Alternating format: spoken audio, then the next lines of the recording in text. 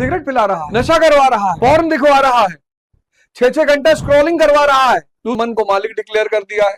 और ये है अंधा। मन को बेहोशी, उसका सबसे बड़ा शौक है बेहोश पड़े रहना। और पड़े मशीन के इंटेलिजेंस को बढ़ा दिया गया और ह्यूमन के इंटेलिजेंस को डाउन कर दिया गया, तो मशीन ह्यूमन को एक्सटिंक्ट कर देगी। और ये बात मैं नहीं कह रहा हूं, ये बात पश्चिम के बड़े बड़े विचारक कह रहे हैं। भाई आप मशीन के इंटेलिजेंस को बढ़ा दोगे और इंसान के इंटेलिजेंस को खत्म कर दोगे। और इंसान का जो इंटेलिजेंस है उसका नाम है विवेक,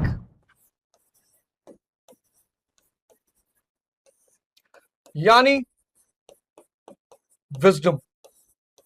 इंफॉर्मेशन, जानकारी, ये आपको स्कूल दे देंगी, सारे स्कूल, सारे कॉलेज, सारी यूनिवर्सिटी आपको इंफॉर्मेशन दे देंगी, स्किल दे देंगी, थोड़ा बहुत ज्ञान भी दे देंगी। लेकिन विवेक, ये ह्यूमन इंटेलिजेंस का सबसे बड़ा पैमाना है। कभी पहला सीन जरूर देखिए जब दोनों को जिंदा कब्र में दफन किया जा रहा होता है। जिंदा मतलब आप किसी को जिंदा कब्र में दफन कर रहे हो और सामने वाले से आप पूछ रहे हो कि तुम्हारी अंतिम ख्वाहिश, और वो कहता है एक लतीफा सुनाना। मतलब जब व्यक्ति मौत से रूबरू होने जा रहा है उस वक्त अगर वो लतीफा के बारे में सोच रहा है, लतीफा मतलब चुटकुला, ये सीन आप जरूर देखिए। इश्कियां, स्पेलिंग गलत हो सकती है पर ये मूवी है अरशद वारसी और नसरुद्दीन शाह की। इसका वो सीन, पहला ही सीन है, अरशद वारसी और नसरुद्दीन शाह को जिंदा दफन करने जा रहा होता है और पूछता है अंतिम ख्वाहिश, कहता है एक लतीफा सुनाना। अरशद वारसी कहता है कि लतीफा सुना।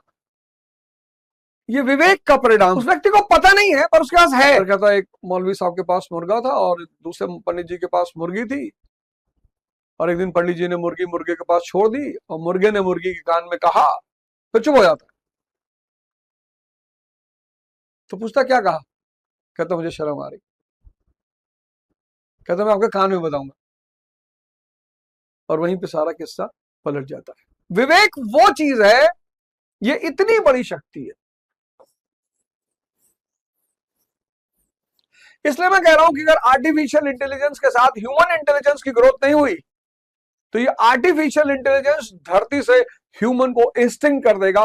और ह्यूमन इंटेलिजेंस के जो पीक है उसको विजडम कहते हैं। इस बार जो नीट में 715 TV9 के प्रोग्राम में कहा, मैं आपको सुनता हूं और ध्यान करता हूं, और 4 बजे उठता है वो लड़का, ध्यान करता है, टॉपर है नीट का। दिमाग मेरे चित्त से उतर, नाम मेरे चित्त से उतर गया, पर वो ध्यान करता है। अब ये उठा सवाल कि विवेक पैदा कर, इसका फॉर्मूला कहां है?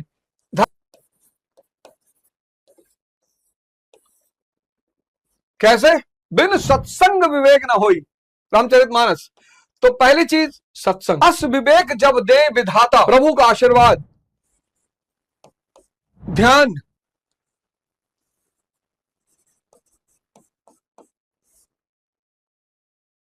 और इसी धारा को मैं इस यथार्थ गीता के अंतर्गत आपको समझा रहा हूं। अभी तक जो हमने पढ़ा, कर्म ही आराधना है। कर्म क्या है? श्वास प्रश्वास, यही सांसें आपको मुक्त करेंगी। यज्ञ, ज्ञान यज्ञ की पराकाष्ठा है।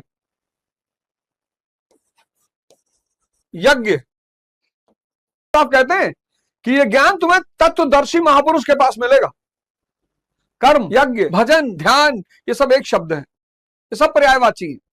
कर्म, श्वास प्रश्वास की साधना, मन और श्वास जुड़े हुए हैं। अगर आप विचारों से जुड़े हो तो श्वास ध्यान में नहीं है, अगर आप श्वास से जुड़े हो तो विचार गायब। इस खेल को समझ जाओ आप, बहुत प्यारा खेल है।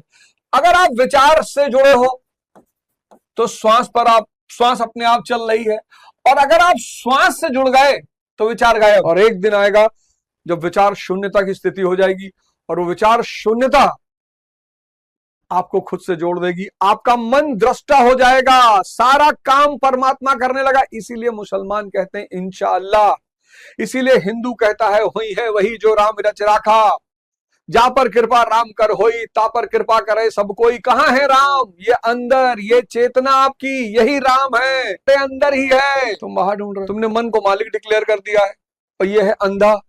तुमने एक ऐसे आदमी को अपने जीवन का मालिक डिक्लेयर कर दिया है, मन को तुमने अपने जीवन का मालिक डिक्लेयर कर दिया है। और इस मन की 4 खूबियां हैं।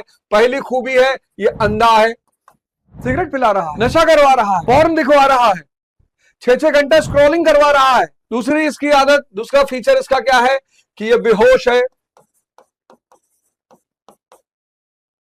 इसको बेहोशी पसंद है, कहता पड़े रहो। इसी आलस से मन का खेल है, समझिएगा इस बात को, आलस से मन का खेल, मन को बेहोशी, उसका सबसे बड़ा शौक है बेहोश पड़े रहना, और पड़े नहीं हुआ। तुम जूलॉजी बॉटनी के बहुत अच्छे टीचर हो सकते हो, तुमने आईटी की तैयारी बहुत अच्छे से की और नहीं हुआ, तुम मैथ और फिजिक्स से बहुत अच्छे टीचर हो सकते हो, तुमने आईएएस की तैयारी बहुत अच्छे से की नहीं हुआ, तुम जर्नलिस्ट हो सकते हो, लॉयर हो सकते हो, एमबीए कर सकते हो, बिजनेसमैन हो सकते हो, पर सवाल एक ही है, तैयारी शानदार होनी चाहिए। आज लोग क्यों भटक रहे हैं, क्यों परेशान है? तैयारी ही नहीं है। आज लोग क्यों परेशान है? तैयारी ही नहीं है। तुम नीट की तैयारी की है और जबरदस्त है तो तैयारी तुम्हारी, नहीं हुआ। तुम जूलॉजी बॉटनी के शानदार टीचर हो सकते हो, केमिस्ट्री के अच्छे टीचर हो सकते हो, तुम आईआईटी की तैयारी की नहीं हुआ, तुम मैथ और फिजिक्स के बहुत शानदार टीचर हो सकते हो, तुम आईएएस की तैयारी की नहीं हुआ, तुम जर्नलिस्ट हो सकते हो, एडवोकेट लॉयर हो सकते हो, एंटरप्रेन्योर हो सकते हो, एमबीए कर सकते हो। लेकिन नीट की तैयारी करने के बाद भी अगर तुम्हें यह नहीं पता कि न्यूट्रिएंट्स क्या होते हैं, तुमने 2 साल नीट की तैयारी की और तुम्हें नहीं पता न्यूट्रिएंट्स क्या होते हैं। जितने माँ बाप बैठ के प्रोग्राम देख रहे हैं अपने बच्चों से पूछिए न्यूट्रिएंट क्या होते हैं। अगर 2 साल तैयारी की और नहीं बता पा रहा है, इसका मतलब कोई तैयारी नहीं है। अगर आईआईटी की तैयारी करने वाला यह नहीं बता पा रहा है कि कंपाउंड क्या होता है, समझ लीजिए इसकी कोई तैयारी नहीं। अगर आईएएस की तैयारी करने वाला 2 साल यह नहीं बता पा रहा है कि औरंगजेब के मरने के बाद किंगमेकर कैसे पैदा हो गए, बहादुर शाह 1 के मरने के बाद, अगर 3 बेसिक सवाल आपके बच्चे नहीं दे पा रहे और 2 साल से तैयारी कर रहे हैं, समझ लीजिए इनको कुछ नहीं आता, ये टाइम वेस्ट कर रहे हैं। इसी को ध्यान में रख के तैयारी शब्द को एक समझाने के लिए मैंने इस ओके के कोर्स को लॉन्च किया है। ये कोर्स अगर ले लिए ना तो जिंदगी में वरदान साबित होगा। ये कोर्स ये तैयारी करने वालों के लिए है। कर्म, साधना, भजन, ध्यान, ज्ञान, वास्तविक स्वरूप की प्राप्ति, जो आप रियलिटी में हो, निर्वाण, जो वास्तविक इस शरीर से अलग जो चीज आप हो, इस मन से अलग जो चीज आप हो, उस स्थिति में आ जाना। ना आप शरीर हो ना आप मन हो, तो शरीर और मन से इतर जो आपका अस्तित्व है, उस स्थिति में आ जाना। ज्ञान, यज्ञ बड़ा प्यारा है। यज्ञ यानी श्वास प्रश्वास, श्वास प्रश्वास की साधना। यज्ञ यानी इंद्रियों का शमन। यज्ञ यानी मन का निरोध। और तत्वदर्शी पुरुष, यही है दरवाजा, यानी जागृत व्यक्ति,